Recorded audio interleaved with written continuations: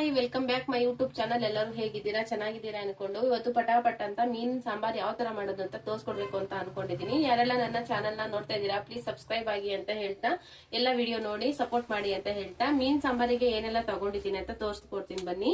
ಇದು ತುಂಬಾ ಚೆನ್ನಾಗಿರುತ್ತೆ, ಒಂದ್ಸತಿ ಮನೇಲಿ ಟ್ರೈ ಮಾಡಿ ಅಂತ ಹೇಳ್ತಾ, ಇವಾಗ ನಾನು ಮೊದಲಿಗೆ ಈರುಳ್ಳಿ ತಗೊಂಡಿದ್ದೀನಿ 3, ಹಾಗೇನೆ 2 ಟೊಮೆಟೊ ತಗೊಂಡಿದ್ದೀನಿ, ಹಾಗೇನೆ ಸ್ವಲ್ಪ ಕರಿಬೇವು ತಗೊಂಡಿದ್ದೀನಿ, ಅದಾದ್ಮೇಲೆ ಶುಂಠಿ ತಗೊಂಡಿದ್ದೀನಿ, ಬೆಳ್ಳುಳ್ಳಿ ತಗೊಂಡಿದ್ದೀನಿ, ಕಡಲೆಪಪ್ಪು ತಗೊಂಡಿದ್ದೀನಿ, ಹಾಗೇನೆ ಕಾಯಿ ತುರಿ ತಗೊಂಡಿದ್ದೀನಿ, ಸ್ವಲ್ಪ ಗಸಗಸೆ ತಗೊಂಡಿದ್ದೀನಿ, ಹಾಗೆ ಪುದೀನ ತಗೊಂಡಿದ್ದೀನಿ, ಕೊತ್ತಂಬರಿ ತಗೊಂಡಿದ್ದೀನಿ.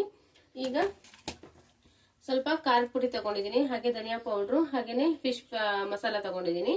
ಅದಾದ್ಮೇಲೆ ನಾನು ನೆನ್ಸಿಟ್ಟಿರುವ ಇಷ್ಟೊಂದು ಹುಣಸೆಹಣ್ಣು ತಗೊಂಡಿದ್ದೀನಿ. ನೋಡಿ, ಹುಣಸೆಹಣ್ಣು ಸ್ವಲ್ಪ ಜಾಸ್ತಿನೇ ತಗೊಂಡು, ಹುಳಿ ಇದ್ದಷ್ಟು ತುಂಬಾ ಟೇಸ್ಟ್ ಆಗಿ ಬರುತ್ತೆ. ಮುದ್ದೆ ಮೇಲಾಗ್ಲಿ, ಚಪಾತಿ ಮೇಲಾಗ್ಲಿ, ರೊಟ್ಟಿ ಮೇಲಾಗ್ಲಿ ತುಂಬಾ ಚೆನ್ನಾಗಿ ಬರುತ್ತೆ. ಒಮ್ಮೆ ಮನೇಲಿ ಟ್ರೈ ಮಾಡಿ ಅಂತ ಹೇಳಕ್ ಇಷ್ಟಪಡ್ತೀನಿ. ಹಾಗೇನೆ 1 kg ಮೀನ್ ತಗೊಂಡಿದ್ದೀನಿ. ನೋಡಿ, ತುಂಬಾ ಟೇಸ್ಟಿಯಾಗಿ ಬರುತ್ತೆ. ಒಮ್ಮೆ ಮನೇಲಿ ಟ್ರೈ ಮಾಡಿ ಅಂತ ಹೇಳ್ತಾ, ಇವಾಗ ಯಾವ ತರ ಮಾಡೋದು ಮುಂದೆ ಅಂತ ತೋರಿಸ್ಕೊಡ್ತೀನಿ ಬನ್ನಿ. ಈಗ ನಾನು ಒಂದು ಜಾರ್ ತಗೊಂಡಿದ್ದೀನಿ. ಜಾರಲ್ಲಿ ಮೊದಲಿಗೆ ನಾನು ಇಲ್ಲಿ ನೋಡಿ, ಇವಾಗ ಈರುಳ್ಳಿ ಹಾಕೋಬೇಕು, ಸೇರಿಸ್ಕೋಬೇಕು ಇದ್ರಲ್ಲಿ. ಹಾಗೇನೆ ಟೊಮೆಟೊ ಸೇರಿಸ್ಕೋಬೇಕು, ಶುಂಠಿ ಬೆಳ್ಳುಳ್ಳಿ ಮತ್ತೆ ಕಡಲೆಪಪ್ಪು ಎಲ್ಲ ಇಟ್ಕೊಂಡಿದ್ದಲ್ಲ ಅದನ್ನೆಲ್ಲ ಇದ್ರಲ್ಲಿ ಸೇರಿಸ್ಕೋಬೇಕು. ಮತ್ತೆ ನೋಡಿ, ಪುದೀನ ಮತ್ತೆ ಕೊತ್ತಂಬರಿ ಸೇರಿಸ್ಕೋಬೇಕು. ಅದಾದ್ಮೇಲೆ ಗಸಗಸೆ ಮತ್ತೆ ಕಾಯಿ ತುರಿ ಸೇರಿಸ್ಕೋಬೇಕು. ಸೇರಿಸ್ಕೊಂಡು ಇದು ತುಂಬಾ ಚೆನ್ನಾಗಿ ಪೇಸ್ಟ್ ಮಾಡ್ಕೊಂಡ್ ಬರ್ಬೇಕು. ಟೇಸ್ಟ್ ಯಾವ ತರ ತುಂಬಾ ಚೆನ್ನಾಗಿ ಮಾಡಿದ್ರೆ ಸಾಂಬಾರ್ ಅಷ್ಟೇ ಟೇಸ್ಟಿಯಾಗಿ ಬರುತ್ತೆ. ತರ ತರ ಮಾಡ್ಬಿಟ್ರೆ ಸಾಂಬಾರ್ ಟೇಸ್ಟಿಯಾಗಿ ಬರಲ್ಲ. ಹಾಗಾಗಿ ನೀಟಾಗಿ ಪೇಸ್ಟ್ ಮಾಡ್ಕೊಂಡ್ ಬರೋಣ ಬನ್ನಿ. ಇವಾಗ ಹಾಗೇನೆ ಇವಾಗ ಪೇಸ್ಟ್ ಮಾಡೋಕ್ಕಿಂತ ಮುಂಚೆನೆ ಸ್ವಲ್ಪ ಉಪ್ಪು ಸೇರಿಸ್ಕೊಂಡ್ರೆ ತುಂಬಾ ಟೇಸ್ಟಿಯಾಗಿ ಎಲ್ಲ ನೀಟಾಗಿ ಮ್ಯಾರಿನೇಟ್ ಆಗುತ್ತೆ. ಹಾಗಾಗಿ ಉಪ್ಪು ಸೇರಿಸ್ಕೋಬೇಕು. ಇವಾಗ ಅದರಲ್ಲಿ ಸ್ವಲ್ಪ ಅರಿಶಿನ ಪುಡಿ ಸೇರಿಸ್ಕೋಬೇಕು. ನೋಡಿ, ಅರಿಶಿನ ಸೇರಿಸ್ಕೊಂತೇನೆ. ನೋಡಿ, ಸ್ವಲ್ಪ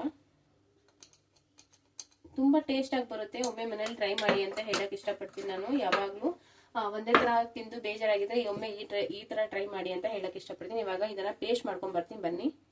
ಇವಾಗ ನೋಡಿ, ಗರಂ ಮಸಾಲ ಮತ್ತೆ ಧನಿಯಾ ಪೌಡ್ರು ಮತ್ತೆ ಇದು ಚಿಲ್ಲಿ ಪೌಡರ್ ತಗೊಂಡಿದ್ದೆ, ಅದ್ರಲ್ಲಿ ಹಾಕಿ ಗ್ರೈಂಡ್ ಮಾಡ್ಕೊಂಡ್ ಬರ್ತೀನಿ ಬನ್ನಿ.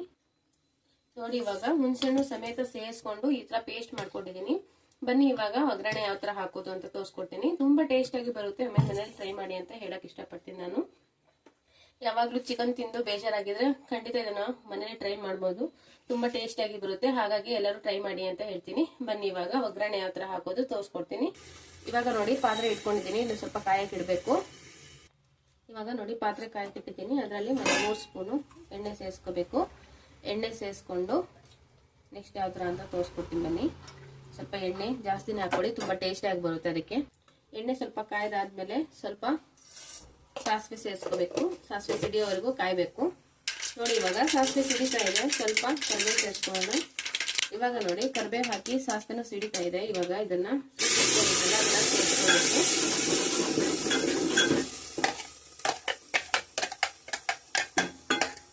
ತುಂಬಾ ಟೇಸ್ಟ್ ಆಗಿ ಬರುತ್ತೆ. ಒಮ್ಮೆ ಮನೇಲಿ ಟ್ರೈ ಮಾಡಿ. ಯಾಕಂದ್ರೆ ಮೀನ್ ಸಾಂಬಾರ್ ಎಲ್ಲರಿಗೂ ಇಷ್ಟ ಆಗುತ್ತೆ. ಆಲ್ಮೋಸ್ಟ್ ನನಗೂ ಮೀನ್ ಅಂದ್ರೆ ತುಂಬಾ ಇಷ್ಟ. ಅದಕ್ಕೆ ನಾನು ಯಾವಾಗ್ಲೂ ಇದೇ ತರ ಮಾಡ್ಕೊಂಡು ತಿಂತೀನಿ. ಹಾಗೇನೆ ಇವಾಗ ನೋಡಿ ಮುಂದೆ ಯಾವ ತರ ಅಂತ. ಇವಾಗ ನೋಡಿ, ರುಬ್ಬಿರೋ ಖಾರನ ಇದು ಸೇರಿಸ್ಕೊಂಡು ಹಸಿ ಸ್ಮೆಲ್ ಬರೋವರೆಗೂ ಹೋಗೋವರೆಗೂ ಸ್ವಲ್ಪ ಇದನ್ನ ಫ್ರೈ ಮಾಡ್ಕೋಬೇಕು. ಅವಾಗ ತುಂಬಾ ಟೇಸ್ಟ್ ಆಗಿ ಬರುತ್ತೆ ಸಾಂಬಾರು. ನೋಡಿ, ಇವಾಗ ಇದು ಫ್ರೈ ಆಗಿದೆ. ಇವಾಗ ಅದಕ್ಕೆ ಎಷ್ಟು ನೀರು ಬೇಕು ಅಂತ ನೋಡ್ಕೊಂಡು ಸೇರಿಸ್ಕೋಬೇಕು. ನಿಮ್ಗೆ ನೀರ್ ಎಷ್ಟು ಬೇಕು ಅಷ್ಟು ನೋಡಿ ಸೇರಿಸ್ಕೋಬೇಕು. ಎಷ್ಟು ಜನ ಇದ್ದೀರಾ ಅದ್ರ ಮೇಲೆ ಡಿಪೆಂಡು. ನಾನು ಇಬ್ಬರೇ ಇರೋದಲ್ವಾ, ಹಾಗಾಗಿ ಸ್ವಲ್ಪ ದಪ್ಪನೆ ಮಾಡ್ಕೊಳ್ಳೋಣ, ರೊಟ್ಟಿ ಮೇಲೂ ಚೆನ್ನಾಗಿರುತ್ತೆ ಅಂದ್ಬಿಟ್ಟು ಸ್ವಲ್ಪ ದಪ್ಪ ಮಾಡ್ತಾ ಇದ್ದೀನಿ. ಈಗ ಹಿಂಗೆ ನೋಡಿ, ಸ್ವಲ್ಪ ಇದು ಕುದಿ ಬರೋವರೆಗೂ ಕಾಯ್ಬೇಕು. ಹಾಗೇನೆ ರುಚಿಗೆ ತಕ್ಕಷ್ಟು ಉಪ್ಪು ಸೇರಿಸ್ಕೋಬೇಕು.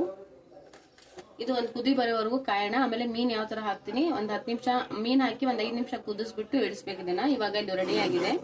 ಇದು ಮೀನ್ ಹಾಕಬೇಕು. ಇವಾಗ ನೋಡಿ, ಒಂದು ಕುದಿ ಬರೋವರೆಗೂ ಕಾಯೋಣ ಬನ್ನಿ. ಇವಾಗ ನೋಡಿ, ಒಂದು ಕುದಿ ಬಂದಿದೆ. ಇವಾಗ ಅದರಲ್ಲಿ ಮೀನ್ ಸೇರಿಸ್ಕೊಳ್ಳೋಣ ಬನ್ನಿ. ಇದು ಮೀನ್ನ ರಾಗಿ ಹಿಟ್ಟು ಹಾಕ್ಬಿಟ್ಟು ನೀಟಾಗಿ ತೊಳೆದಿದ್ದೀನಿ. ಯಾಕಂದ್ರೆ ಮೀನ್ ಒಂಥರ ನೀಚ್ ಸ್ಮೆಲ್ ಬರುತ್ತೆ. ಹಾಗಾಗಿ ಸ್ವಲ್ಪ ರಾಗಿ ಹಿಟ್ಟು ಹಾಕ್ಬಿಟ್ಟು ನೀಟಾಗಿ ತೊಳೆದ್ರೆ ನೀಟಾಗಿ ಅದ್ರಲ್ಲಿ ಒಂಚೂರು ಸ್ಮೆಲ್ ಇರಲ್ಲ. ಇಲ್ಲಾಂದ್ರೆ ಒಂಥರ ಸ್ಮೆಲ್ ಬರ್ತಾ ಇರುತ್ತೆ. ಅವಾಗ ತಿನ್ಬೇಕಾದ್ರೆ 1-2 ಪೀಸ್ ತಿಂದ್ರೆ ಒಂಥರ ಮುಖಕ್ಕೆ ಕೊಡ್ದಂಗ ಆಗುತ್ತೆ. ಹಾಗಾಗಿ ರಾಗಿ ಹಸಿಟ್ಟು ಹಾಕ್ಬಿಟ್ಟು ನೀಟಾಗಿ 1-2 ಸತಿ ತೊಳಿಬೇಕು ಇದನ್ನ. ಅವ್ರು ಎಷ್ಟೇ ಕ್ಲೀನ್ ಮಾಡ್ಕೊಟ್ರು ನಾವು 1-2-3 ಸತಿ ತೊಳೆದ್ರೇನೆ ಟೇಸ್ಟ್ ಚೆನ್ನಾಗಿ ಬರೋದು. ಇಲ್ಲಾಂದ್ರೆ ಮೀನ್ ಚೆನ್ನಾಗಿ ಬರಲ್ಲ, ಸ್ಮೆಲ್ ಬಂದ್ಬಿಡುತ್ತೆ. ಹಾಗಾಗಿ ಇವಾಗ ನೋಡಿ,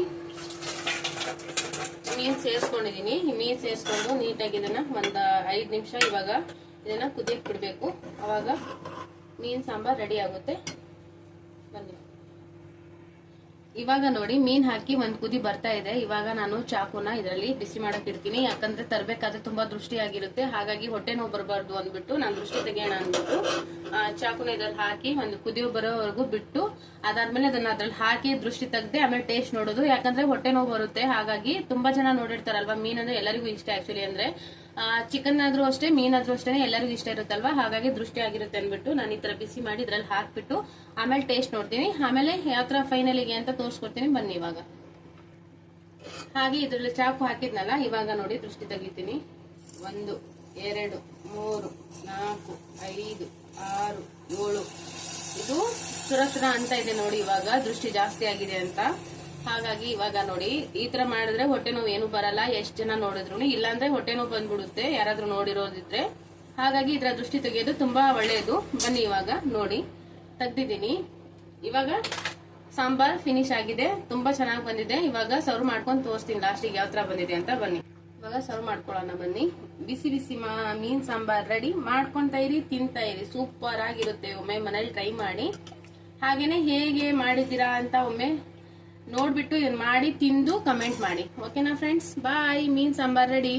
ಹೀಗೆ ನನ್ನ ಎಲ್ಲ ವಿಡಿಯೋ ನೋಡಿ ಸಪೋರ್ಟ್ ಮಾಡಿ ಅಂತ ಹೇಳ್ತಾ ಎಲ್ಲರಿಗೂ ನಮಸ್ಕಾರ. ಮತ್ತೆ ಸಿಗೋಣ ಮುಂದಿನ ವಿಡಿಯೋದಲ್ಲಿ. ಓಕೆ ಫ್ರೆಂಡ್ಸ್, ಬಾಯ್.